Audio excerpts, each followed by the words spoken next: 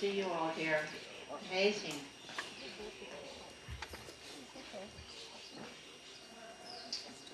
If you'd like to sign up for the email sign-up list, you can do so under the tree, the big tree here, or you can go onto our website, opencircleajijic.org. You can also do that if you want to find out about being a presenter, if you know somebody that would like to be a presenter. All the information is on the website, and all the information is with Margaret Van Every, too, which you're welcome to speak to afterwards, if you can find her, and she doesn't run out. No, she won't. Normally, we welcome first-timers individually, but today, because it's such a large crowd, what we'd like is if you're here for the first time, if you would please stand up, and we would love to acknowledge your presence here. So if you're here for the first time, please stand up.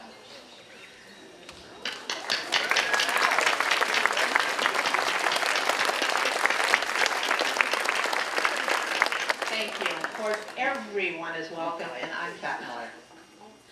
Forgot to say that, I think.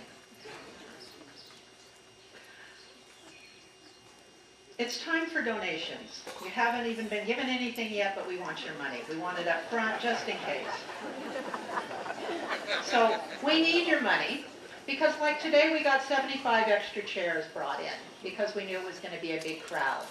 We have a new part of our stereo or our sound system where we pay rent for LCS, which by this year went up quite a bit. And we pay for technicians and people that make our sandwiches and put out the coffee and tea, and there's so many good reasons to give. So please be generous. Here are some truisms and some helpful hints. Yes, my job is to tell jokes. I want to start with this one, just to put things in a perspective, just so you get the feel of the rest of the jokes. He who laughs last thinks slowest. A negative encouragement. No one is listening until you make a mistake. Yes. Never test the depth of the water with both feet. This is good for all of you who are staying with friends. Hospitality is the art of making guests feel like they're at home when you wish they were. I knew that one would be good.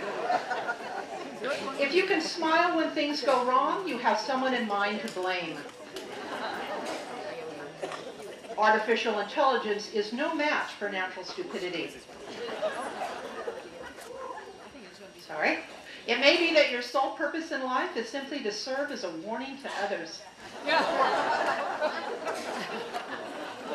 It is far more impressive when others discover your good qualities without your help. If at first you don't succeed, skydiving is not for you.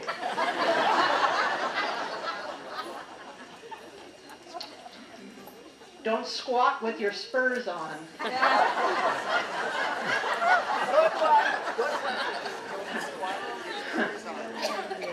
If you drink, don't park. Accidents cause people. Thinking about your kids? Some days you are the bug, some days you are the windshield. Good judgment comes from bad experience, and a lot of that comes from bad judgment. Okay, so not that funny. Hey. Duct tape is like the Force. It has a light and dark side, and it holds the universe together. Have we collected all your money? No, it's still in the back, in the gazebo. Nobody's... Oh, it's happening. Okay, here we go. There are two theories for arguing with women. Neither one works.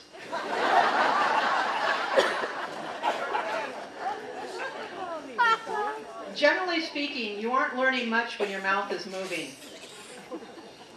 Experience is something you don't get until just after you need it. Sometimes I wake up grumpy. Other times I let him sleep. In this series, here's the last one of this part. Don't worry, it only seems kinky the first time. An older couple couple had dinner at another couple's house, and after eating, the wives left the table and went onto the mirador.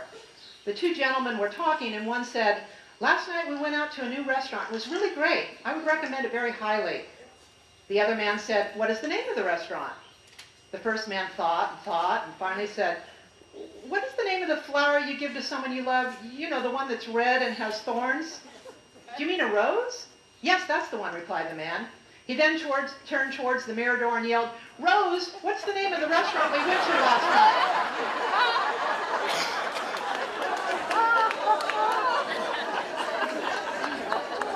You know, in a younger crowd, one wouldn't read that.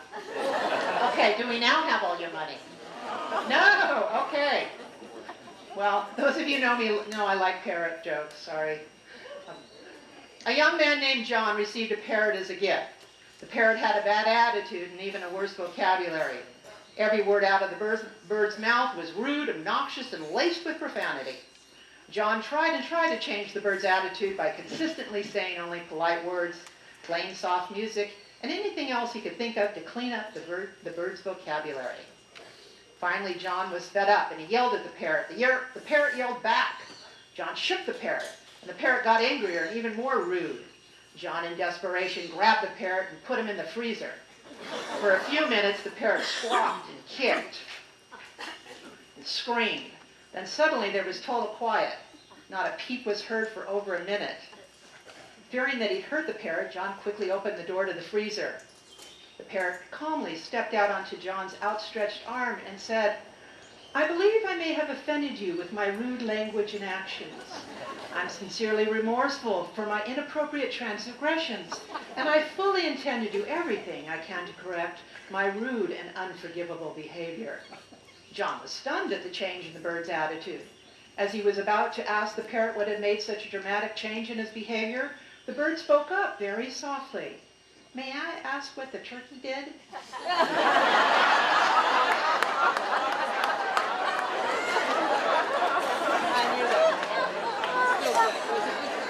Okay, I'm moving on. I don't have any more jokes, so keep giving money and I'm moving on. See that? Next week's presentation, The Mysterious Metamorphose at the End of Life, presented by Loretta Downs. Loretta returns to Open Circle with new material from her TED Talk, The Mysterious Metamorphose at the End of Life, in which she uses the transformation of the monarch butterfly as a metaphor for the cycle of all life. She will suggest ways to prepare for the end of life with courage and grace, and how to consider the quality of your death with the same attention and enthusiasm you give to defining the quality of your life.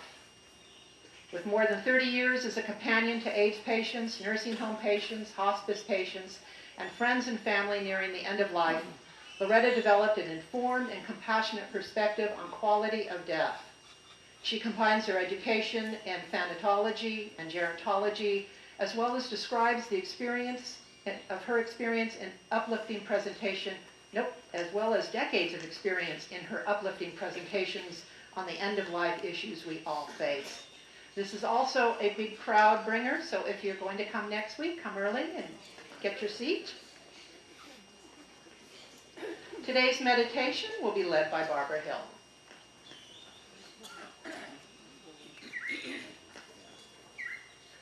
Today's meditation.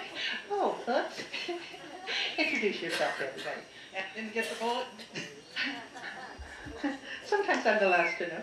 I'm Janet Reichert, and I'll lead today's meditation.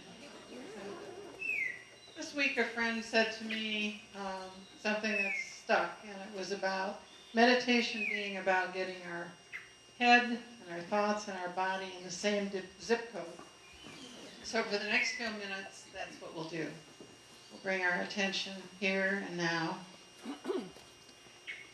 Take a moment to just notice where you are, that you're sitting, if you're fortunate. If you like, close your eyes and bring your attention here.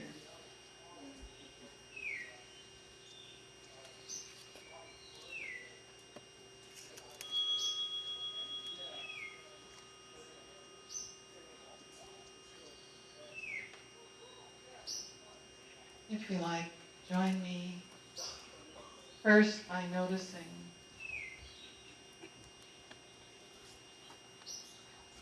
what's around you. Sound, gentle breeze, sunshine.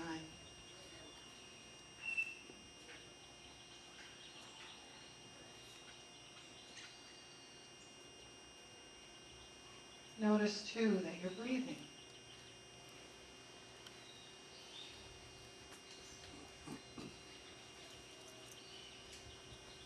Noticing each in-breath has a beginning, a middle, and an end.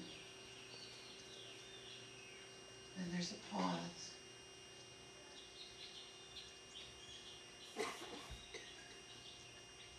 Noticing the breathing in the out-breath. Beginning, middle, end, and another pause.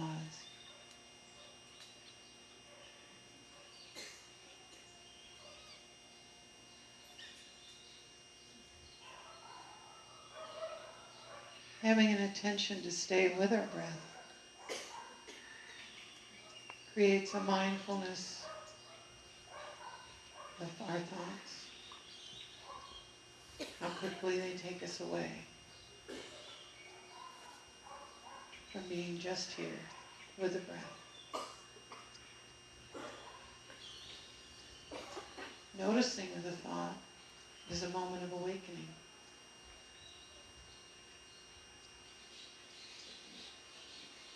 Not judging, just returning to the breath.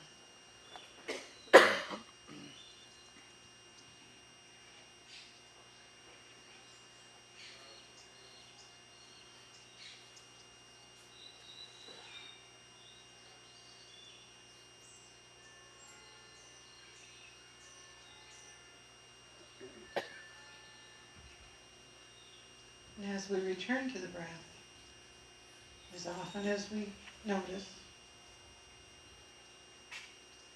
we're cultivating an awareness, allowing ourselves to be in the present with just what is.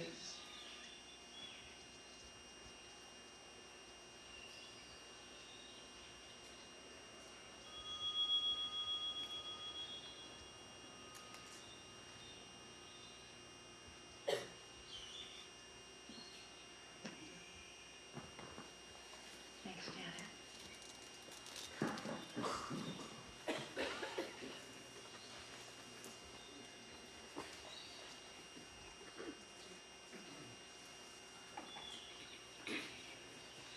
Retirement Migration to Mexico, 20 years of research and reflection is going to be presented to us today by David Truly. In 1997, David Truly came to Ajijic to conduct research for his dissertation in geography on international retirement migration. His study shed new light on the types of people that migrate and the impacts of these migrants on local communities and culture. In 2006, he returned with his wife and children for his sabbatical, only to decide to move permanently to the area to raise their children. Over the years, he has conducted hundreds of interviews and thousands of surveys, played with the local band, the Tall Boys. This presentation offers not only an overall summary of Professor Truly's studies, but more importantly, his reflections on his community and its future. Dr. Truly received his PhD from the University of South Carolina and has taught at Central Connecticut State University, Autonoma University in Guadalajara, and Moselle Primary School in Ajijic. He has consulted with numerous developers and governmental and nonprofit agencies on senior living and healthcare issues. Please welcome with me David Truly.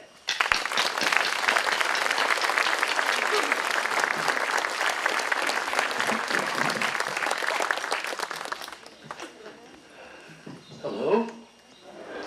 How are you? Well, I think it's important to take my shoes off. Okay, it's great to see everybody. I'm going to start off by I thought I'd read my dissertation to you. That put you to sleep pretty fast. But I actually pulled this out to look at it because it has been 20 years since I started this strange exercise. I want to start out by just reading the first 3 quotations of this dissertation. Many foreigners who come to Ajijic are misfits elsewhere, and there is a tendency among them to lead unorthodox lives here. Occasionally, a visitor talks of purchasing a small piece of land and settling on the lake, which will one day become a Riviera of the Americas when made accessible by highways. Neil James, 1944. The undesirable American elements which formerly were in the lake area have almost completely vanished. I'm not sure about that. A more serious crowd of painters and artists have taken over, many with substantial records. Of course, the great bulk of the Americans are squares, such as we are. People of some means who live well in the general and contribute quite a deal to the economy of the area. Most of us are socially conscious and try to do a little for our Mexican friends. Sanabec, 1970. And this is from a person in 1997. The type of people have changed. They don't want to mingle with the Mexicans. You used to see smiling faces. The women now are going around grimacing and looking stressed. They're not the laid-back people we were. Okay. When I read that, I thought, geez, I kind of hear that still. All of these things. Realize, when I sat down to talk about today's talk, I realized that there's no way I could tell you everything I've done and studied. It's been an amazing venture. Something that started out as a dissertation, just an exercise, to basically, understand the dynamics of people like you. And in essence, I did come here to raise our children, but it was also to study you guys. You were, in essence, my guinea pigs, until I became a guinea pig too. And in that sense, I kind of lost a little of my subjectivity, because I too became one of you. And over the last 10 years, it's been amazing to see, for me, the changes and the similarity of changes. The fact that even if I go back to 1977, which my original research was based on a study done in 1977, and the survey that I did in 1997 was based on one in 1977. And it tried to basically look at the typology of the type of people. I wanted to understand who are these people that are willing to move outside of their home country to a place like this.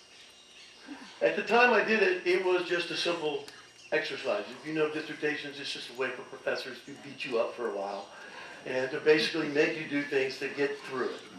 And I never thought that it would basically completely overtake my life, and it has. What has been fascinating about it is, since that time, now in 2017, and one of the primary goals of this talk today is to encourage you and let you know that over this year, I will be starting to do this survey again. And this will give us longitudinal data from 1977 to 2017. 40 years of comparative data, which as far as I know is going to be the only longitudinal data set of that size on people like you. So, you may not always like what it says, but it is going to tell us a lot about the things that make us tick and what happens in the dynamics of communities like this. My initial premise was based on a simple idea that a gentleman named Everett Lee came up with in the 1960s when he said there are basically 2 types of people. There's positively selected migrants and there's negatively selected migrants. And it was simply based on the idea that some people, negatively selected migrants, have to move. Maybe it's because of lack of economics, lack of employment. Maybe it's because of political issues, of persecution. But they have to move. The positively selected people are those people that move not necessarily out of necessity, but of something else that we now kind of generally call quality of life. Something more to their life. And in fact, my general idea of doing this study was to really test this, to see if this in fact was true and if this would fall in place. And so this survey that was based on a gentleman named Virgil Holder, 1977, a geographer, and it looked at all of these different factors of why people came. And there were two factors that when we put it into this giant statistical analysis tended to be the two most influential questions in the survey. One question was level of dissatisfaction with your home country. The other one was your appreciation or affinity for another culture, particularly in this case the Mexican culture. So those are the two questions that after spinning all these other factors in, age, income, all these other things, these are the two things that split it into four separate groups like a matrix. And basically what it said, and you could see, and it showed, in fact, these positively selected migrants in two of these. The people that were dissatisfied with life in their home country and felt it was important, the Mexican lifestyle was important to them, basically were these negatively selected migrants. These were people that were forced to leave their country, wanted to leave their country, they came here. The positively selected were those people that were not necessarily dissatisfied with life in the United States or Canada or Europe, but these were people that were really entranced or had a deep affinity for the Mexican lifestyle, the culture that they found here. These were the positively selected people. But on the other side of that matrix, four-sided matrix, then we had this group that basically were not dissatisfied. They weren't dissatisfied with their home country. And they weren't particularly that emboldened to the Mexican culture. So there's people that really liked life there, but they were people that they liked it here, but they weren't. It wasn't like they were really integrating into the local community. The culture wasn't a real important factor to them. And I identified these people as the importers, importing a lifestyle. And if you looked at the results of the survey, what it showed is, in fact, they came here with some different ideas. And the reason you have to understand, there's really just two simple factors that this group came here. Because I came in 97, prior to 94, I came right as this happened, and that was NAFTA. The availability of global products. It allowed, before that, people, when I was here in 97, I talked to incredible people in their 80s that have been here since the 60s, and they talked about, having parties when somebody smuggled Jiffy peanut butter across the border. I mean, this was a big deal then, There were like 3 restaurants, and it was like, woo, this was it, right? So this was a time for a lot of people that when all of a sudden these availability of these goods, people realized, oh, I can come down here. And certainly developers saw this opportunity too.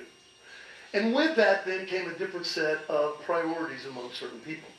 And this is not a pejorative take on the importers, but the idea being that they came here, and a lot of these people would eventually become positively selected people, but they also brought with them different attitudes towards life here, things that they think could be better. And over the years, I have seen this play out consistently. I've seen this play out in standing in line in banks sometimes when people say, I don't understand why I don't speak English here. Really? You really don't? Okay. Okay, I get it. Maybe later. And, but I think what is amazing is we've seen this over time as these people come. And this is a global phenomenon. What is starkly fascinating about this community is how it has maintained this symbiotic relationship. The reason I chose this destination, and you have to understand some of the basics of tourism destination and retirement destinations. The idea is that people go on, when they travel somewhere, they're a tourist, they act differently than they do at home. They drink more, they eat more, they do things they don't do. I mean, psychologically, we are different creatures on vacation than we are day-to-day life. And the idea of retirement is this kind of big vacation. Well, it starts out that way. I always tell the story of the one guy I interviewed, this was years ago, And he had moved here, and I'd see him out all the time. The tall boys played. He was out every night. He was drinking, having fun. And then I saw him one day in the plaza, and he looked kind of down. I said, man, what's wrong? What happened? He said, well, I went to the doctor today. Well, you know, whenever you say that, it's like, oh, well, what's wrong? And he says, well, actually nothing. And I said, what? He said, because I can leave by another 20 years. I said, what is it? It's like another career. What am I going to do for 20 years? Right? What am I going to do? And it was a change, and we now call this kind of, gerontologists, I'll refer to the honeymoon period. Period of first retirement, when it is like a vacation, and everything's going. But then there's a point where, what do you do every day for 20, 25 years, particularly with longevity and these changes in society? So these are factors that are really kind of changing our perspective on the communities. And in tourism destinations, because of the way we act, it's geared towards short-term visitation. And there's a lot of people that come down to Mexico, they get a place at the beach, and they get a timeshare, they get a villa, they stay there for a while, and then they come down permanently, and now I call these people the seabirds, who flock here because it's so stinking hot. They didn't realize because they never went down during summer, right? And so you have these new cross-migrational patterns that are developing as people are searching, because this retirement period is getting longer. And of course, longer means you need more money. One thing to realize is that money, and I'm going to come back to this, was never a primary factor in my studies of migration that came here. All my professors said, oh, this is simple. It's going to be, you know, rich people retire there, really poor people retire. That's what it is. They were completely wrong. They were completely wrong. And if we look at this little cluster here, I just want to give you some brief numbers on what's happened. 1977, almost 60% of the people that lived here were between 60 and 70 years old. It was a younger group in 1977. Now, and 75 and over was like 9%. In 97, 21% of the population here was 75 and over. In my more recent little survey, small ones, not a big one like I've done before, these numbers are still holding, but the change is coming in the 60 to 64, 65 range. This is the baby boomers coming up. We're starting to see this incredible growth that's coming up, that's coming. When you compare this to the United States, though, you find that in the United States, we have so many more people in that 65 to 75-year-old range, almost double the amount if you look at the general U.S. population. So this is a community that has really developed organically, not like Del Webb, okay? Organic community as a retirement destination. And because of that, it's developed not as a tourism destination, but it's a place where the term lifestyle is much more important. And that lifestyle has been part of the reason that lifestyle has been here is because of the unusual relationship between foreigners and Mexicans. That has, without a doubt, when you can look at other communities, and especially tourism destinations, you will find issues. Tourism destinations generally have a curve, like a product. They go up, they get popular, they lose popularity, another one opens. Acapulco, perfect example. Used to be the heyday, went down. Cancun, goes up, goes down. Cabo. These places develop, and they generally have to reinvent themselves at some point as places change. And in most of these places, you see difficulties between the host and the guest, between the visitors and the local people, because they're watching people come down acting like tourists, which is what we do, spend lots of money and do silly things. And we're seeing this, and we know the implications of this kind of behavior. We've seen it on islands and communities where prostitution goes, where drug use goes. We can see this. It's not all the time, but this is what happens, okay? What is so unique about this place is that it has been able to kind of maintain some stability. And that is because of this relationship between the foreign and Mexicans. As that first quote, one of those quotes said at the beginning, that giving back to the local Mexicans. that relationship has been strained over time. And a lot of that because of this importation of lifestyles. And we don't always think about it, but it's definitely happening. And thankfully, one of the things that has saved this community is it has always been subject to booms and busts. The real estate boom around 2007, we saw just incredible rate of real estate speculation. Houses went out of control. The inventory, we're still sitting on that inventory. Then it went down. Okay, the security issues. All of these things have kind of tended to weed out some of those people that really didn't fit the mold. Okay, one of the things that we see that we've seen in retirement is this traditional idea of the amenity cycle and the amenity assistance and return migration cycle. It used to be people would age in place wherever they were, and then as we got into the 60s in Florida and retirement migration, you begin to see people move for retirement to warmer climes. We also know that, generally speaking, traditionally, according to a couple of scholars, it was a 6 to 7 year retirement period where people would move away from home, and then generally there was this return migration based on assistance back to home. What we've seen here, which is happening, and I've talked about this in previous, and Spencer, there were some statistics that came out that I've known about that basically backed up exactly what has been happening. Not only are people aging in place here, but as opposed to the past, they're dying in place. If you look at the stats that have come out recently, 2012, if you look from 2010, the number of Americans that died here was 48. 2016, 84. Double. This is a dramatic change. When I was here in 97, previous to that, generally speaking, you look at the Guadalajara border, you see so-and-so of Ajijic for 25 years died at their son's home in Palm Beach, or died at their daughter's place in Houston, Texas. That has changed, and that is representative of changes in family structure, disfranchised families, dysfunctional families, the lack of being able to return to places. Speaking earlier to somebody, the migration schemes have gotten so much more complicated now because people actually go home. I'm going to go home to be with my friends and family. They're not there anymore. The friends have gone. They've moved to places. The town's not the same. The place has changed.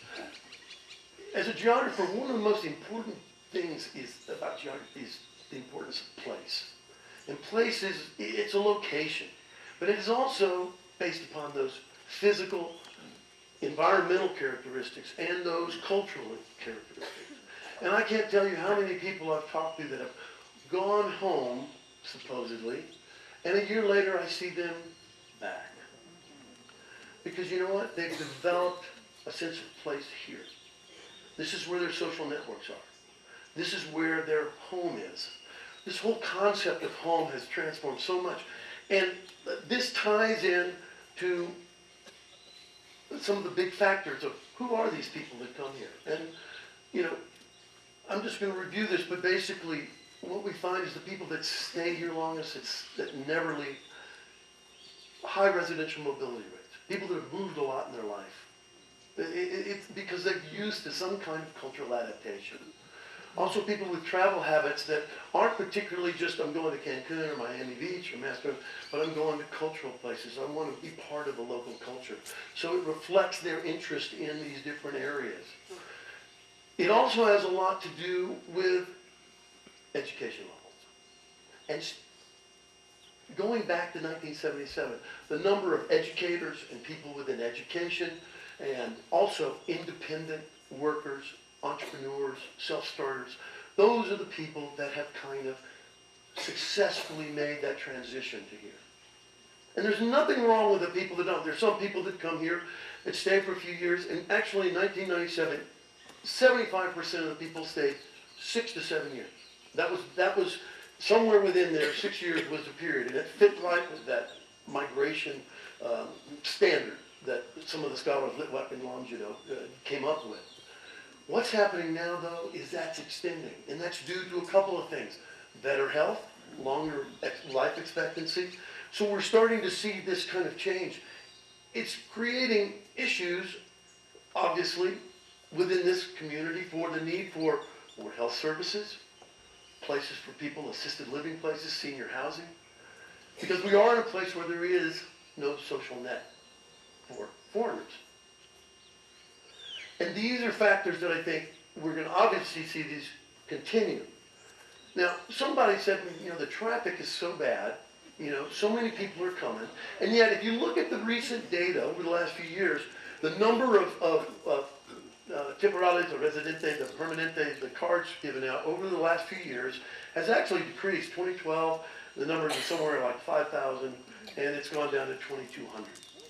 And people are like, well, there's less people coming here. No, what is happening is a new phenomenon, which is retiree tourists. These are people now that are, first of all, realize baby boomers are the most well-educated generation.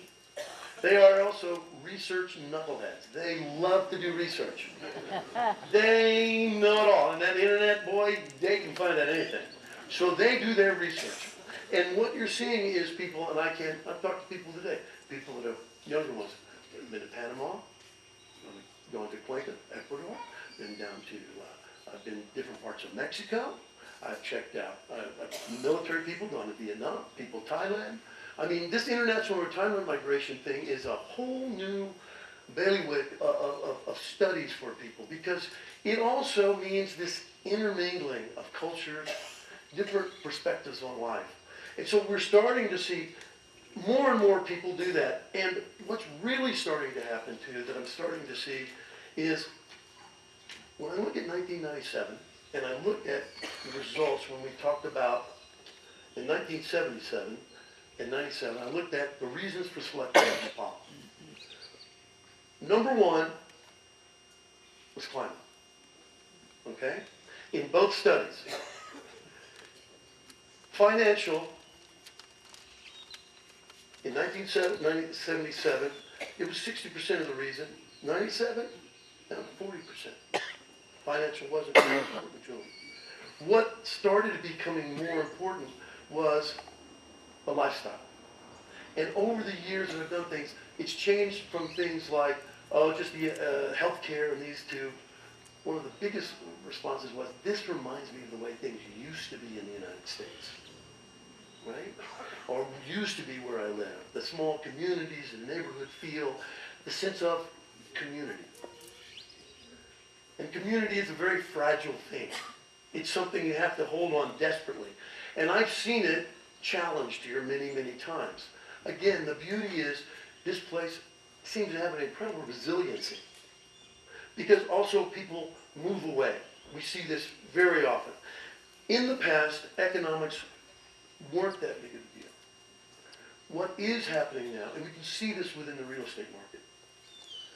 You look at sales now, and they are selling homes, but the majority of sales have been lower, 150, 130, 170, below 200,000. We've also seen a little increase in the high end. This was used to never be a place that was for the wealthy, so to speak. But we have seen some of the higher end, 500,000 and above. Those areas in the middle, 300, 400, hard to sell. Because it means kind of giving up more where you were. For a lot of people, 150,000, they can keep a house there, they can keep their options open. One thing I can tell you right now is that we are probably in the biggest age of uncertainty.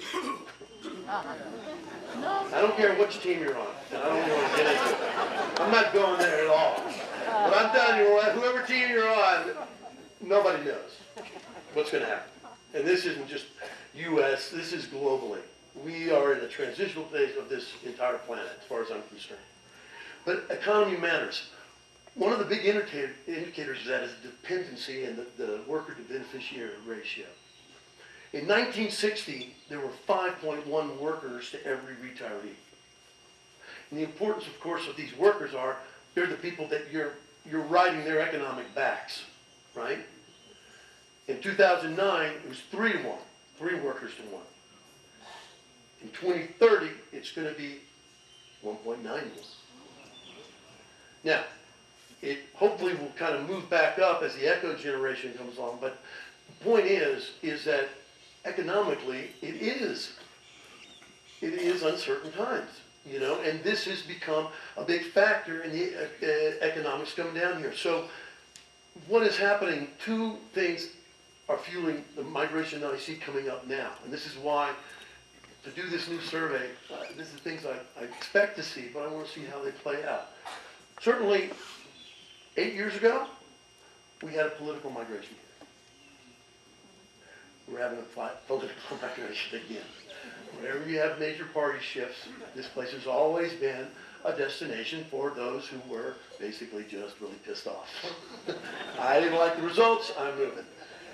You see this, and this is common. We've seen this over the years here. It's been a common factor.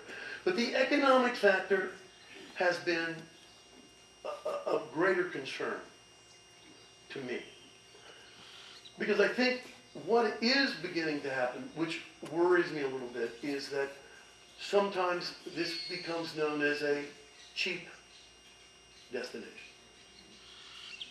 And cheap with it brings various connotations which I don't think are very good for anybody. It isn't a cheap place, it's an affordable place.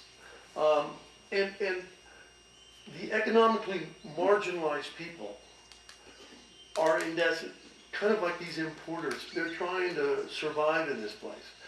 The historical legacy of this place and this unique community has always been that relationship and between the people. And the well-education, that open-mindedness. I mean, the people that came here, when you go, I mean, D.H. Lawrence, Tennessee Williams, Joan Baez, Dylan, over the years, painters, artists, writers, this has always been a place that really pushed that. That was part of what made this community attractive. That's part of kind of this open-mindedness. And I feel like when people ask me, because I have no problem telling people, yeah, you probably don't belong here. I don't. Because I'm thinking of saving them some time. It can be painful. You know, you come here, and I spoke to a woman that I consider to be well-educated, well-traveled, and she's been here for about a year, and she said, you know what? It was harder than I thought to get in. And it can be. Because you're dealing with idiosyncrasies that you don't have back there. And I know that. You know why? Because I moved back to the States. And I was amazed the fact that I actually, somebody called me on the phone and said, this is Warner, this is the cable guy, and I'm going to be there in 10 minutes. I was like, really? Seriously? And he was there in 10 minutes. He knocked on my door. I was astounded. You know?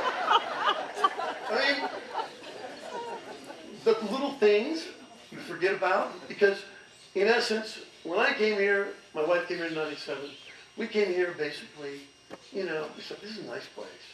Wherever have kids, yeah, it'd be nice place to raise. And we decided we just wouldn't have kids. And then of course we had kids. And so we came on my sabbatical, 2-year-old, 3-year-old. Didn't take my wife. At the end of that year, she just looked at me and said, I got a nanny and a maid. I'm staying here. Go teach, send me the money. Like a good Mexican man. And that started it.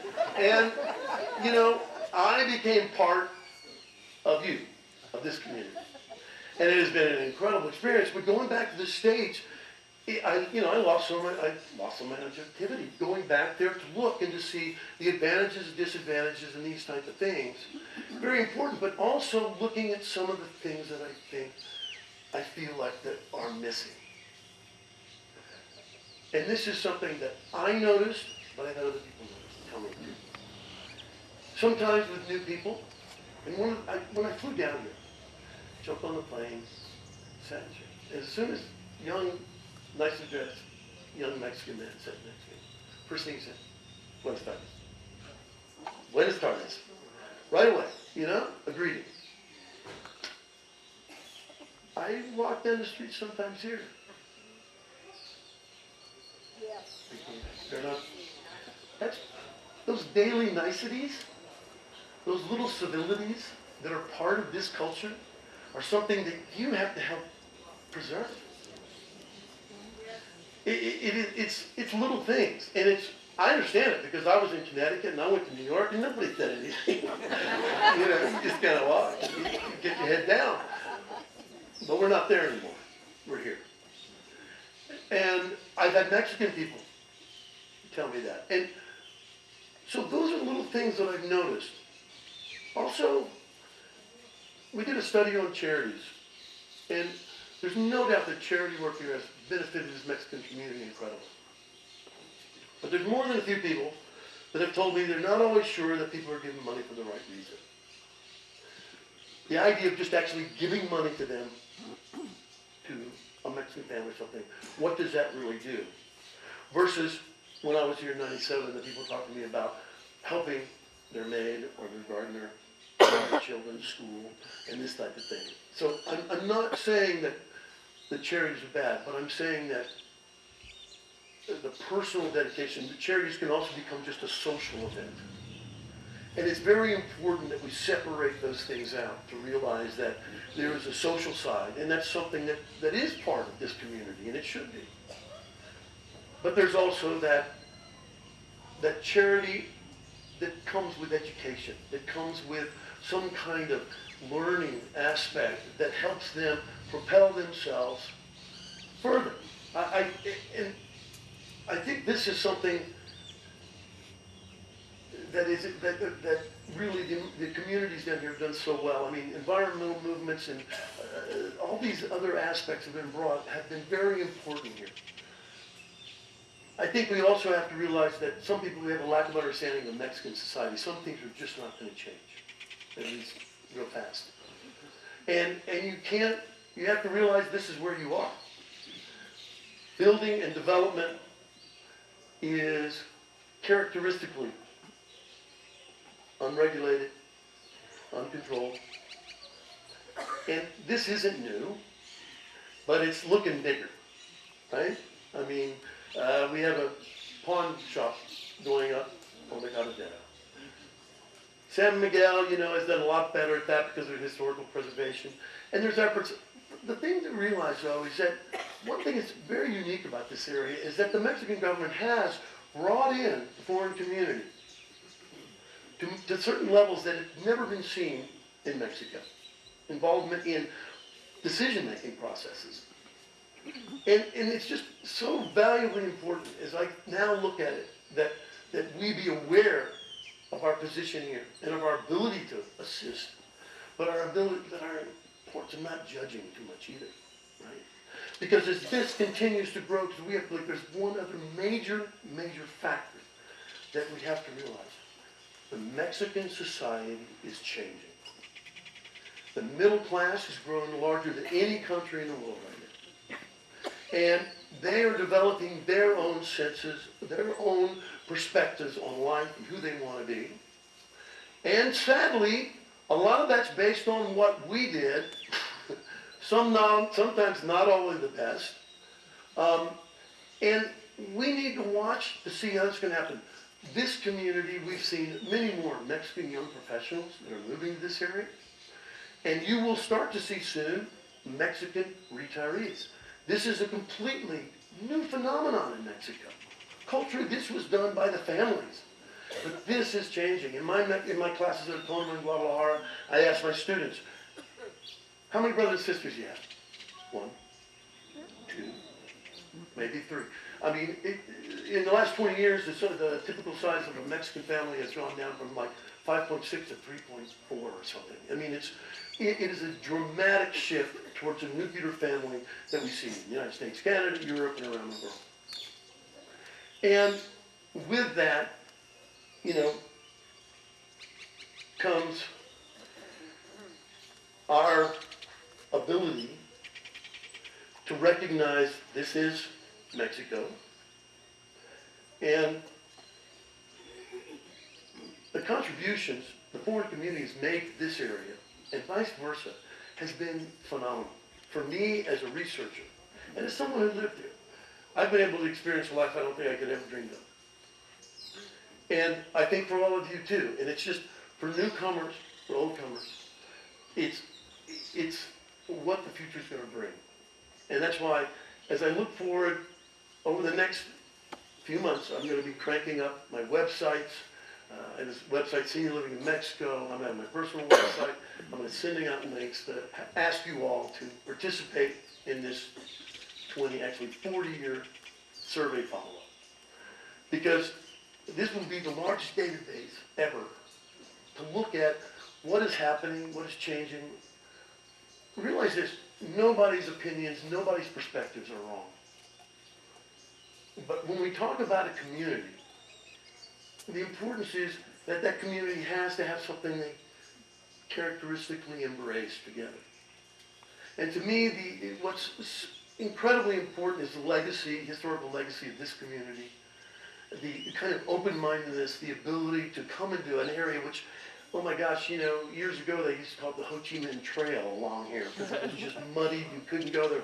Rode horses up and down where the carretera was, and people had their little hacienda houses. And this was a place where the foreigners would just come and settle in, and there was a relationship that was really unique for that time, and it's continued to be that way.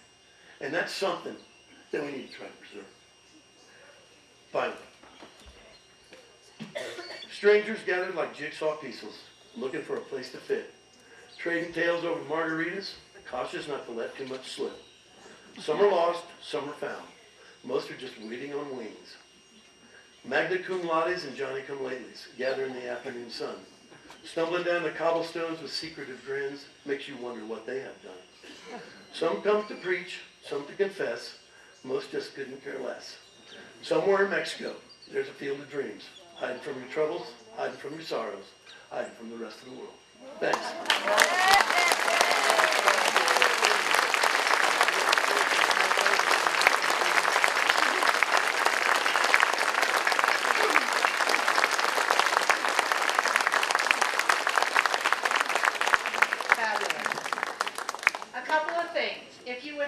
Get a DVD of this talk, you can either speak to Roy Nolan, who is filming the talk today, or you can go on the website and order a copy. All of our talks for the last tons of years have been recorded. You can get those.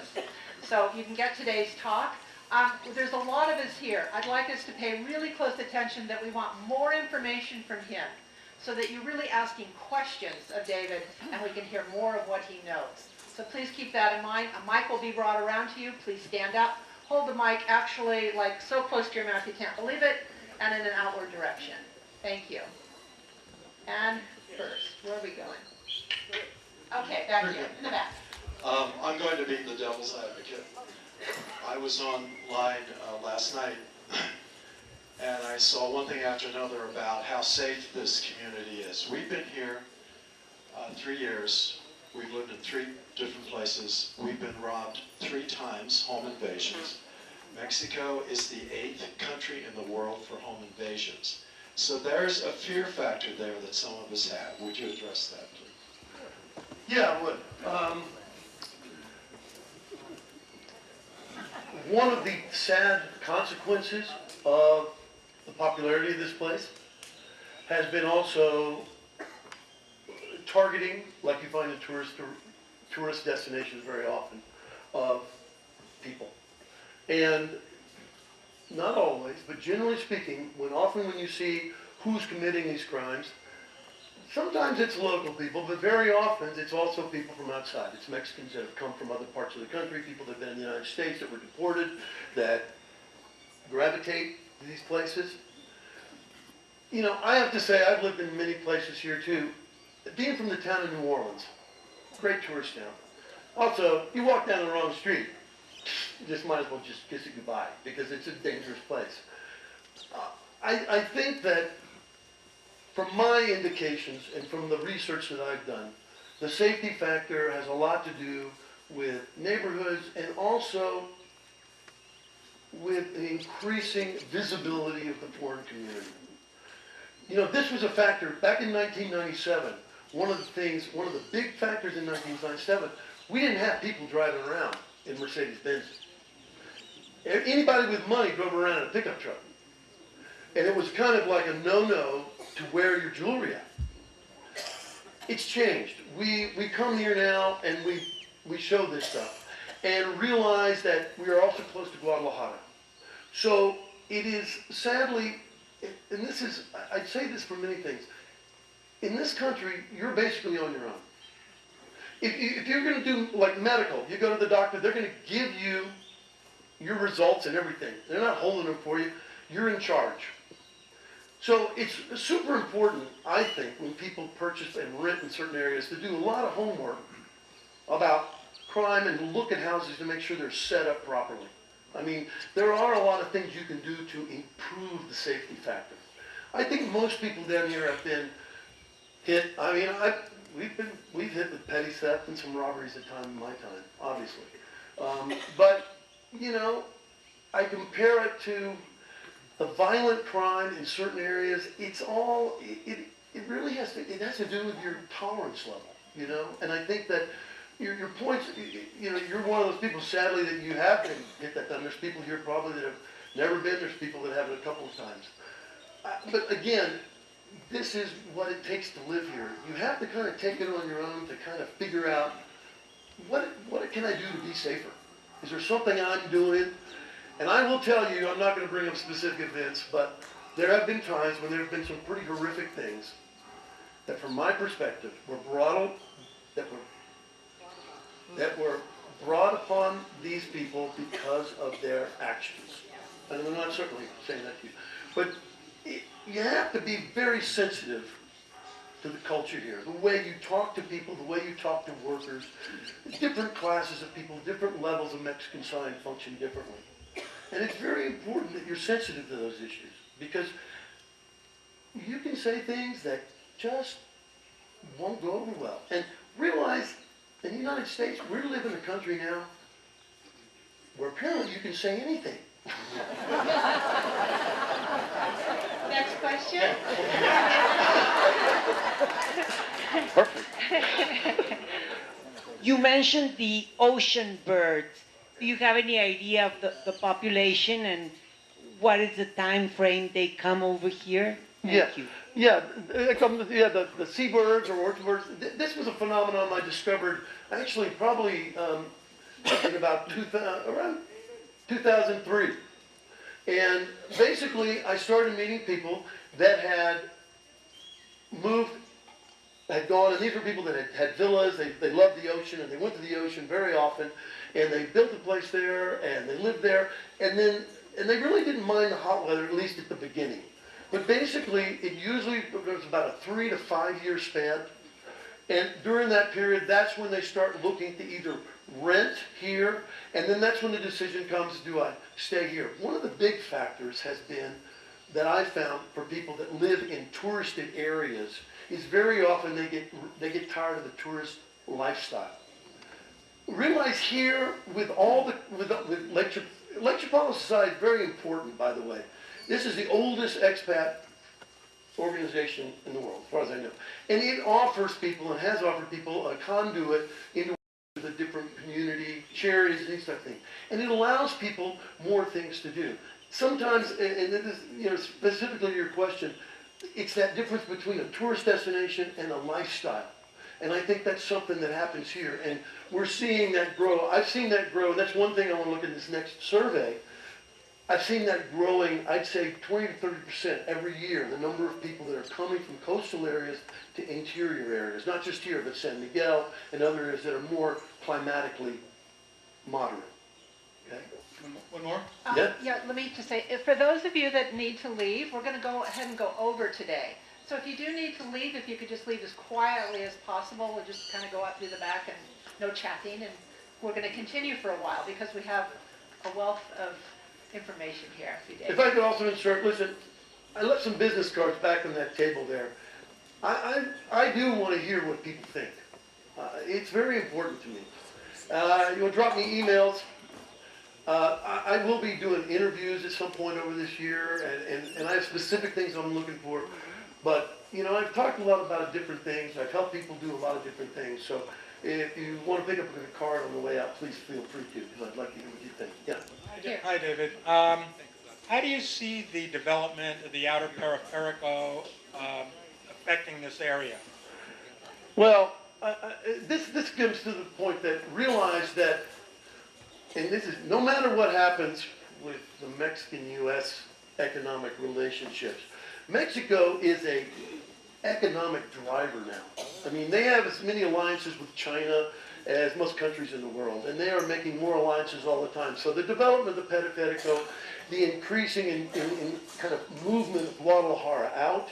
Also, you know, I think the Radisson is proposing a hotel up there by El Dorado, which would cater to the El Salto region, which is the Silicon Valley of Guadalajara. If you live in Austin like I do, I can fly for $100 one way now. You know why? It's not for me, it's for the techies that are going back and forth, expanding, because Austin is kind of like Silicon Valley Central now, and we're going back and forth. So this is going to continue, and this is going to affect us in a number of ways. One is an increasing number of migration of Mexican young professionals to this area that are actually commuting sometimes to El Salto. It's faster to get there from here. That's why they're considering this hotel here, because from business purposes, it's faster to get here, this south side of the airport, than to go to Guadalajara. So it's going to have a significant, like I said, the changes in Mexican society are going to have a big impact upon this community also. Okay, over here in the gazebo. Yeah, in your studies, have you given any thought to the amount of population growth relative to the infrastructure available? I mean, there has to be some. Yeah, well, there's no infrastructure. I mean, I mean, you know, this has been, you know, one of my, I have been a big promoter, and I still am, of the development of a medium-sized senior living facility around here. And I'll tell you why. Because these facilities, if done correctly, can offer people safety, they can offer them transportation so they don't have to drive, getting people out of their cars, and no offense everybody, but sometimes as you get older, you just shouldn't be driving as much. And you know, Before we could drive to the drunk and not drive. yeah. But I think, you know, it has been my hope, and I will just make a mention if you bring that up with the infrastructure, because I think the problem has been the difficulty of creating more roads here. Where do you put them? And as this infrastructure grows out and as these communities fan out, this is becoming a greater and greater problem. That's why if you look, and actually I can tell you that a lot of investment people, when they talk to the municipal government in Chapala, they kind of are gearing them to try to do things on the other side of Chapala, because they feel like there's not enough infrastructure here, and there isn't. But it isn't like it could be improved upon. But I think it's also a matter of really thinking about, when you're talking about safety, and when you're talking about some of these factors, a good community that's set up right, that allows people independence, but also has personnel there that can take care of people, and also has a large enough population that people don't feel like they're seeing the same person every day when they go to breakfast. It's like, oh, okay, I see you again. You know, if you have a large enough community like that that's run well, then it offers the economies of scale that offers transportation with buses that can take people to places and drop them off. The use of buses and these type of things could certainly be improved upon, that more people to use them. I mean, that would be a great factor. But, you know, they're reticent because some of the plans are so enormous to create more infrastructure. It's financially, at this point at least, you know, the government's not willing to put that money into it. And it's a big issue, without a doubt. Primera pregunta, first question. Yeah. El Salto has become the Silicon Valley. It also has become the narcos' home base. What do you know about that? I'm not talking, no. Look, you know what?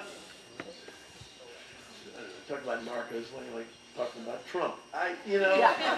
It's one of those areas that, you know what? It's the reality of Mexico, and it's the reality that the demand for those drugs is more than in other developed parts of the world. I will tell you this, though. I,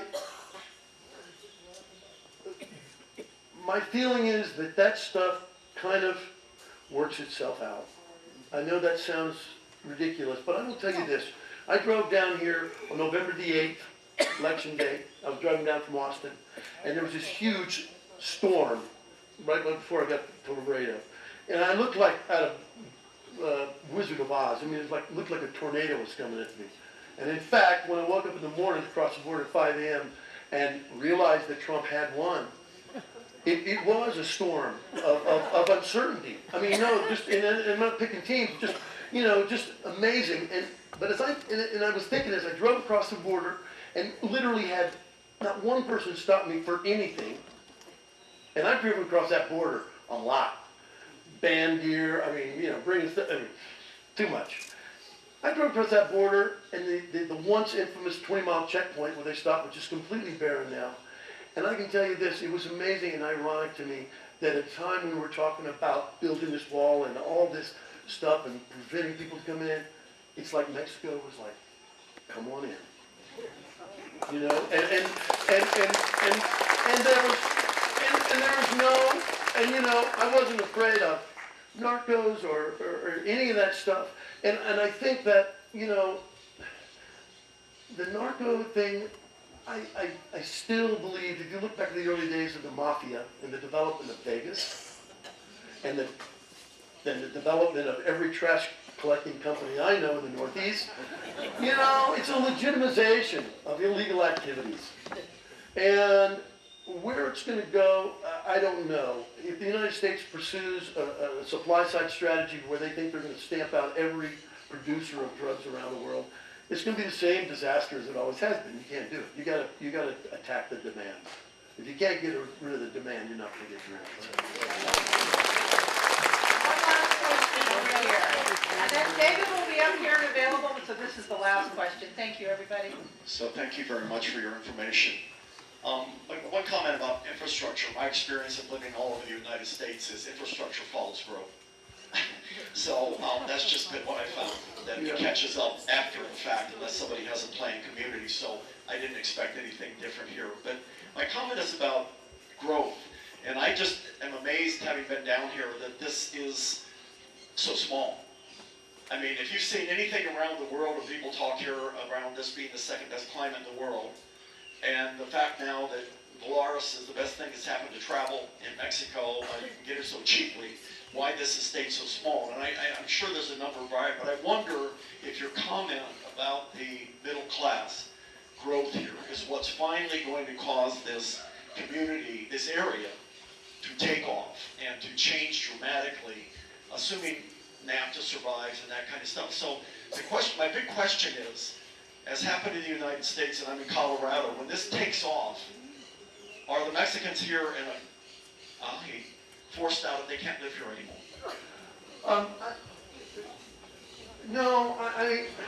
That's a good question.